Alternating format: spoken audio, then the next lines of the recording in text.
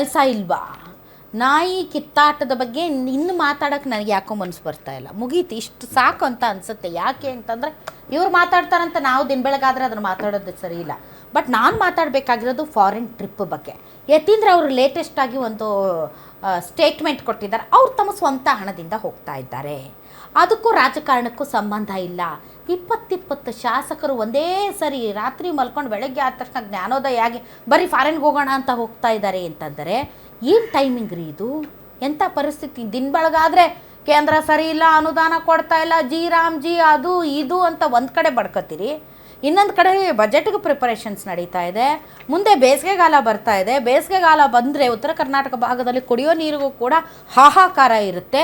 ಅತಿ ಹೆಚ್ಚು ಉತ್ತರ ಕರ್ನಾಟಕದ ಭಾಗದ ಶಾಸಕರು ನೀವು ಹೋಗಿದ್ದೀರಿ. ಕಲಬುರಗಿ ಉತ್ತರ ಅಲ್ಲಂಪ್ರಭು ಪಾಟೀಲ್ರೆ, ನೀವು ಪ್ರವಾಸಕ್ಕೆ ಹೊಂಟು ನಿಂತೀರಿ.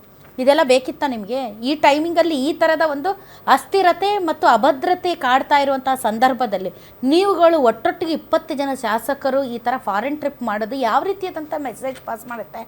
ಅದು ಜೆನ್ಯೂನ್ ಆಗಿದ್ದರೂ ಕೂಡ ಜನಾಭಿಪ್ರಾಯ ತುಂಬ ಇಂಪಾರ್ಟೆಂಟ್. ಹೀಗಾಗಿ ಭಾಳಷ್ಟು ಬಾರಿ ಜನಾಭಿಪ್ರಾಯಕ್ಕೆ ಮಣಿದು ಕೆಲಸ ಮಾಡೋದು ಉತ್ತಮ ನಾಯಕರ ಲಕ್ಷಣ ಮತ್ತು ಉತ್ತಮ ಆಡಳಿತ